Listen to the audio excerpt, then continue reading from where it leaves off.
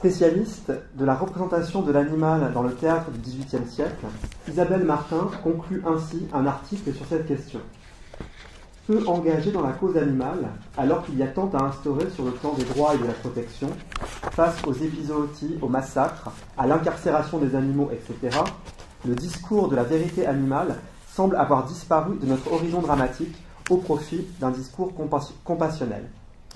Les trois pièces que je présente aujourd'hui permettent, à mon sens, de nuancer ce jugement sévère sur le théâtre contemporain, dans la mesure où elles posent, de façon particulièrement riche et complexe, la question de la relation interespèce. Eux, de Daniel Danis, Agricole, de Catherine Zambon, et Habiter les terres, de Marcel Dubois, respectivement publiés et créés en 2005, 2014 et 2016, se situent au confluent de deux tendances fortes de la création théâtrale actuelle, en France comme au Québec. Elles témoignent de la façon dont le théâtre s'approprie les questionnements écologiques qui agitent nos sociétés et peuvent également être rapprochées, en raison de la conception de l'action théâtrale et du personnage qui les sous-tend, d'une tendance chorale, qui évidemment me ramène à mon sujet de doctorat. Chacune à leur façon, elles s'éloignent, ces trois pièces, du drame traditionnel, fondé sur l'affrontement de personnages individualisés, pour déployer une dramaturgie de la voix, ou plutôt des voix, où dialogue et récit tentent à s'imbriquer, voire à se mélanger, dans l'émergence plus ou moins durable d'une parole collective. Eux, Agricole et Habiter les terres, attestent ainsi d'une pulsion chorale traversant le théâtre contemporain. Selon des modalités diverses, cette choralité dessine ce qu'on peut appeler des communautés mixtes, c'est-à-dire des communautés fondées non pas sur l'unité dans la similitude, mais sur l'unité dans la différence, et donc susceptibles d'intégrer non seulement les humains, mais aussi les animaux avec lesquels ils sont en relation, voire d'interroger radicalement la distinction entre les espèces. Je vais donc procéder en fait de façon, pièce par pièce, dans la mesure où ces trois œuvres, on va le voir, ont des dramaturgies très différentes. Agricole, tout d'abord, ou l'animal comme sujet énigmatique. Catherine Zambon livre, dans Agricole, le fruit de plusieurs mois d'immersion dans trois exploitations différentes de trois départements français, Lozère, Luberon, Beaujolais, entre novembre 2011 et juillet 2012. La pièce prend la forme d'un récit éclaté mené par la narratrice, double de l'auteur, et entrecoupé par des interventions qui confèrent à l'œuvre sa dimension chorale. Celle d'Agricole, personnage type, tantôt masculin, tantôt féminin, qui porte le point de vue des agriculteurs. Celle du cœur des pays, qui regroupe les trois territoires, Jaux, donc le Beaujolais, Zé, la Lozère, et Bellu, le Luberon. Et celle des voix d'ailleurs, moins nettement identifiées et dont nous reparlerons. Agricole est le récit d'une confrontation entre deux mondes, mais aussi d'une évolution. Une artiste urbaine apprend à prendre en compte le point de vue des agriculteurs, à mieux comprendre les contraintes qui leur sont imposées, sans toutefois les accepter totalement. Alors que les trois exploitations qu'elle explore ne sont pas consacrées à l'élevage, la relation entre l'homme et l'animal est pourtant au cœur de la pièce et prime largement sur tous les autres sujets. Le cœur d'ouverture donne le ton. Je cite. Bellu, il n'y a pas que la vache. Jo, c'est sûr. Zé, il y a le mouton aussi, et ça fait ce que ça veut, un mouton. Agriculteurs et animaux vivent dans une extrême proximité, et dans son immersion, la narratrice doit apprivoiser les uns autant que les autres. Sa capacité à entrer en contact avec les bêtes a même, pour ses hôtes, une valeur d'épreuve initiatique, comme on le voit lors d'une scène fondatrice où la narratrice doit participer à un vélage. Je cite. « Je viens de comprendre ce qui va m'arriver, à moi et à la vache. Je regarde la bête, son ventre rebondit. Je songe à la vie au-dedans, au petit veau qui s'apprête à sortir, et que je suis censé fouiller. Je dois rentrer dans son ventre, c'est ça? Je parle doucement à la bête, je lui demande son avis, elle ne me répond pas. L'agriculteur revient, et me voilà avec un gant qui monte jusqu'au coude, en train de fouiller la vache. Vache et narratrice sont ici placés sur le même plan, voire englobés dans le même pronom, à moi et à la vache, comme leurs corps se confondent dans l'expérience de la fouille. Plus loin, la narratrice évoque les vaches réunies dans les tables comme, je cite, ses 120 copines, plus nombreuses, dit-elle, que ses amis Facebook. Et elle s'inquiète également de la frustration du taureau, remplacé par un inséminateur artificiel. On a un point de vue très touchant sur le taureau cacao, qui voit arriver l'inséminateur et qui ne peut rien faire. Traités avec beaucoup d'autodérision, ces épisodes pourraient être perçus comme l'expression de la naïveté d'une urbaine déconnectée des préoccupations concrètes des agriculteurs. Eux n'ont pas le choix d'avancer et de traiter les animaux comme des outils de production. Mais il n'en est rien.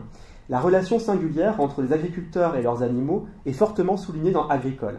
Je cite. « Dans la salle de traite, le père ne peut s'empêcher de toucher les vaches. Il leur caresse les pattes, nettoie la queue. Il a toujours une main posée sur la bête.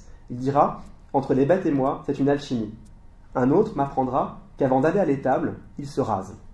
Elles aussi, elles ont droit à une bonne tête. Dans une des fermes, la photographie d'une vache particulièrement marquante, la lioune, trône même sur le buffet familial, à côté des photos des grands-parents, etc. S'il n'a pas la parole, l'animal est bien l'objet d'une adresse qui tend à l'ériger en sujet. Il faut leur parler, me dit-on à propos des vaches. Parler aux bêtes, c'est entrer dans le lien. Ici, on parle de ventre à ventre, de torse à torse. Mais c'est ici que le point de vue extérieur de la narratrice permet de faire apparaître une contradiction fondamentale entre le discours des agriculteurs et leur action, notamment en ce qui a trait à la mise à mort de l'animal. Deux scènes marquantes de l'œuvre le soulignent. Dans la première, une famille est contrainte de vendre à perte 2 veaux jumeaux. Alors que les animaux ont été nourris au biberon durant des mois, ils serviront à fabriquer de la pâtée pour chiens. Dans la deuxième, la narratrice décrit une vache qui résiste, visiblement, au moment d'être emmenée à l'abattoir. Je cite, « C'est une condamnée à mort que je vois là et qui me regarde. » Puis, la narratrice va jusqu'aux abattoirs et elle évoque le box où la bête passera sa dernière nuit au milieu des cris des porcs. Je cite, « On m'a menti. C'est cela que je me dis en ressortant de l'abattoir. On m'a menti. Comment peut-on laisser des bêtes un après-midi et une nuit entière dans un tel endroit ?» La narratrice met alors au jour le double discours des agriculteurs qui, selon les moments, traitent les animaux tantôt comme des sujets, tantôt comme des objets. Mais il ne s'agit pas, pour autant, d'incriminer le monde agricole. Au-delà des cas individuels, Catherine Zambon s'efforce de mettre au jour un système. Il s'agit de produire toujours plus et à moindre coût, et la mort industrialisée des animaux, qui rompt si brutalement le pacte établi avec les éleveurs, n'est qu'une des manifestations de cette pression généralisée. Dans Agricole, la relation entre hommes et animaux n'est donc pas le fait des seuls agriculteurs. Elle engage aussi les consommateurs que la narratrice, en partant de sa propre attitude, invite à dépasser un rapport en général abstrait à l'animal. Je cite, « Je ne traverserai plus jamais une travée de viande dans un supermarché de la même façon. Tant d'amour et de soin pour en arriver là. Peut-être qu'on pourrait mettre le nom des vaches sur le paquet. Ici gît la côte de Belote, le filet de Dalida, la macreuse de Violette. » Si l'animal est clairement envisagé comme un sujet dans Agricole, il demeure, dans l'écriture de la pièce, un objet de discours et ne semble pas destiné à intervenir en tant qu'être autonome dans la représentation. Évoqué par le cœur des voix, l'animal n'y participe pas. Tout au plus peut-on considérer les voix d'ailleurs qui égrènent de façon récurrente des noms de vaches, Lison, Cartouche, Belle, Doucette, etc., comme le rappel de cette individualité. Pour l'auteur, elles sont les présences des animaux morts, sacrifiés, tués, à qui aujourd'hui on ne donne même plus de nom. Mais il s'agit toujours de noms donnés par les éleveurs, donc par les humains, et non de la voix des animaux eux-mêmes, si tant est qu'une telle voix puisse être pensée. Catherine Zambon s'interroge et nous interroge sur le point de vue de l'animal, mais elle ne le concrétise pas. Sans doute parce qu'une telle entreprise conduirait à déformer le regard de l'animal, à l'anthropomorphiser. À plusieurs reprises, en effet, la subjectivité animale est posée comme un mystère. Dans la scène fondatrice de La Fouille, la vache reste muette. La création de la pièce, dont nous avons quelques images, dans une mise en scène de l'auteur elle-même, confirme ses choix dramaturgiques. Les animaux n'interviennent pas sur scène. L'auteur m'a même confié que pour elle, un animal sur scène, en fait, ça pose un problème éthique. L'animal doit être dans la nature, le mettre sur scène, c'est pour elle le maltraiter. Mais il y a un dispositif scénique qu'on voit ici, où les agriculteurs jouent tantôt à l'intérieur de ces panneaux de sécurité sur les meules de foin, tantôt à l'extérieur. Il me semble que ce dispositif scénique permet aux acteurs d'imaginer la situation de l'animal et conduit aussi les spectateurs à se projeter dans l'enfermement de l'étable par ce biais-là. Et donc cette question de l'imagination de la présence animale est également au cœur de notre deuxième pièce, Habiter les terres, l'animal actant et métaphore. Habiter les terres, de la jeune dramaturge québécoise Marcelle Dubois, est l'histoire d'une résistance. Les habitants de Guyenne, lieu imaginaire situé au nord du Québec, on imagine en Abitibi, s'opposent au gouvernement qui a décidé de fermer le village en raison de la faible densité de la population. Ainsi, les habitants kidnappent le ministre de l'Environnement qu'ils plantent, littéralement, dans le sol de leur village. Parallèlement à ce combat collectif, on assiste au retour au pays et à la difficile intégration de la fille des Dubois, dont le père a été le premier à vendre son terrain et à quitter le village. Suspecte aux yeux des autres habitants et sceptique face au caractère violent de leur résistance, la jeune fille doit faire ses preuves et gagner sa place. La communauté ne va pas de soi. Comme agricole, habiter les terres insiste sur le lien étroit entre l'être humain et la nature qui assure sa subsistance. Mais ce rapport intime n'empêche pas une forme de violence dans la pratique de l'élevage. La première épreuve imposée à la fille des Dubois, l'abattage des poulets, fait l'objet d'une image crue et mécanique, ce que l'auteur appelle une chorégraphie sanguinolente, dans laquelle la question de la souffrance animale n'est pas posée. La hache est prête, je cite, elle fend l'air et la chair, la tête roule au sol, ça pisse le sang, pas intérêt à lâcher le poulet, assis-toi dessus mon gars, faut pas qu'il se fasse des bleus, ce serait de la viande perdue. À la fois bien de consommation et victime sacrificielle au sein d'un rite de passage, le poulet est ici réduit à un statut d'objet. Il en va bien autrement des animaux sauvages, un ours et un couple d'outardes, qui interviennent dans la pièce dès le prologue, où ils présentent, en chœur, le lieu et la situation. Je cite. « Bienvenue au nord du monde, ici, on touche à l'infini d'un pays, la terre est dure, l'homme est un ours, bon voyage au pays de l'impossible. » Par la suite, les trois animaux interviennent de façon récurrente, soit comme narrateurs épiques, soit dans un dialogue avec les personnages. On voit par exemple l'outarde psychanalyser, littéralement, la fille des Dubois, et l'ours donner des leçons de sagesse au ministre kidnappé et planté dans le sol.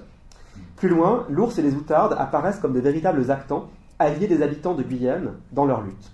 C'est l'outarde mâle qui va porter leur message de revendication au Parlement, et à la fin de la pièce, alors que le Premier ministre fait intervenir l'armée pour mater la résistance, les trois animaux permettent aux villageois de s'enfuir.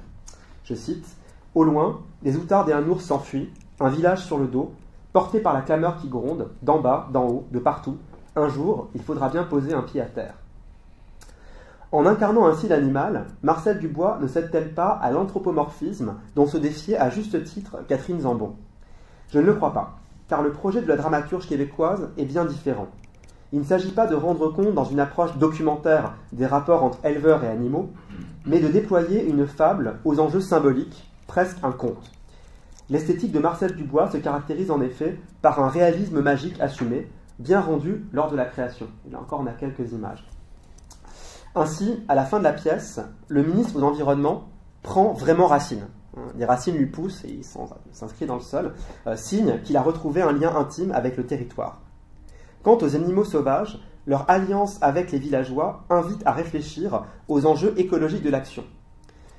Si les habitants de Guyenne refusent la fermeture de leur village, c'est parce qu'ils revendiquent un modèle socio-économique fondé sur la solidarité et sur la juste exploitation des ressources naturelles. L'ours et les outardes, à travers les liens étroits qu'ils entretiennent avec les habitants, peuvent être perçus comme la métaphore de cette recherche d'équilibre avec le milieu. L'anthropomorphisme fait sens ici. L'ours et les outardes sont moins la représentation de l'animalité sauvage, dans sa vérité, qu'une image de l'interaction, voire de l'imbrication entre nature et culture que produit le fait d'habiter les terres. Si les individus sont sauvages en ces territoires lointains, comme cela est souligné à plusieurs reprises, les animaux, eux, tendent en retour à s'humaniser.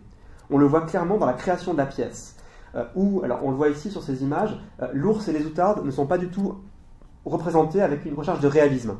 En fait, c'est plutôt un procédé marionnettique, où on a simplement une tête d'ours, et pour les outardes, un bec et des ailes, que les acteurs manipulent à vue. Et donc l'image qu'a le spectateur, c'est vraiment un composé hybride, où on a un être humain et un animal. Alors c'est très beau, enfin, je trouve que c'est assez évocateur et pas du tout avec l'effet Disney qu'on pourrait craindre quand on lit le texte.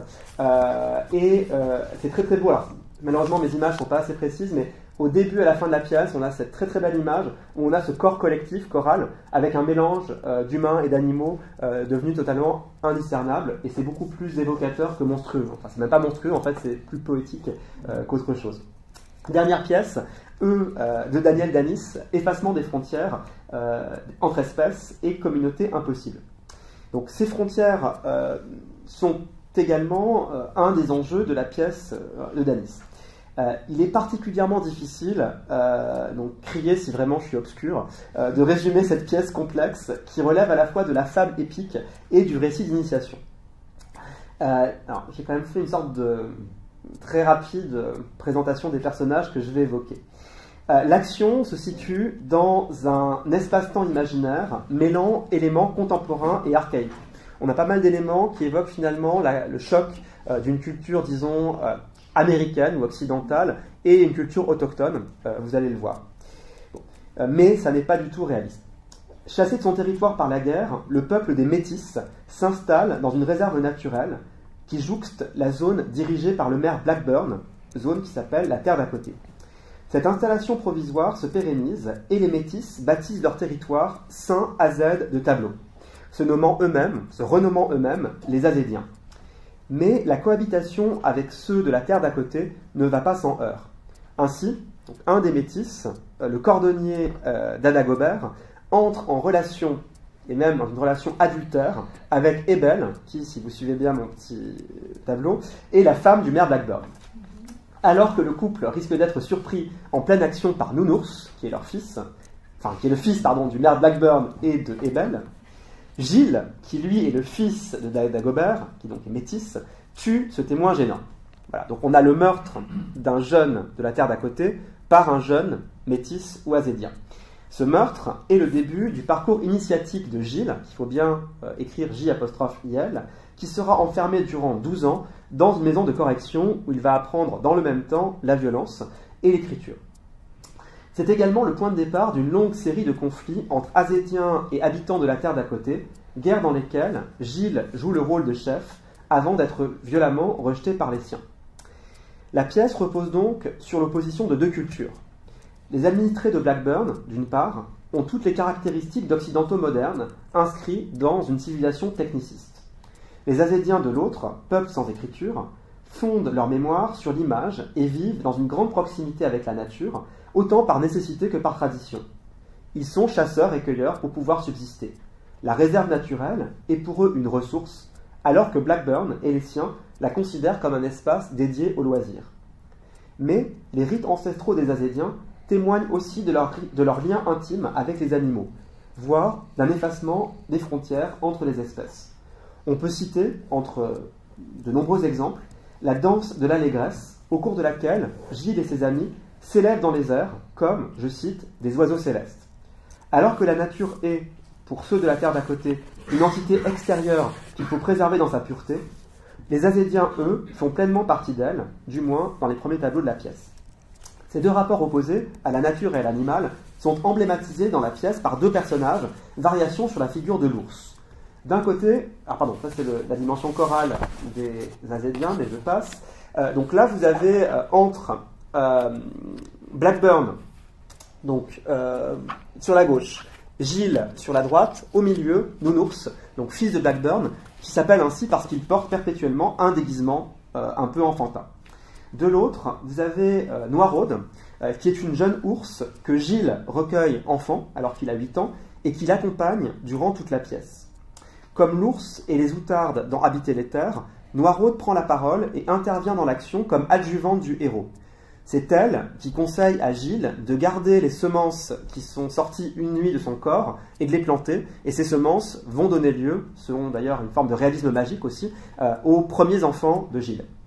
C'est elle qui accompagne et protège la famille de Gilles jusqu'au bout, et c'est elle-même qui, à la fin, le conduit dans son exil. Évoluant en même temps que le héros, Noiraude peut apparaître comme son double. Ne dit-on pas d'ailleurs de Gilles qu'il a des muscles d'ours? Au sein d'un texte riche en symboles, l'ours met en évidence l'animalité de l'homme, thème récurrent du théâtre de Danis et point de convergence avec Habiter les terres.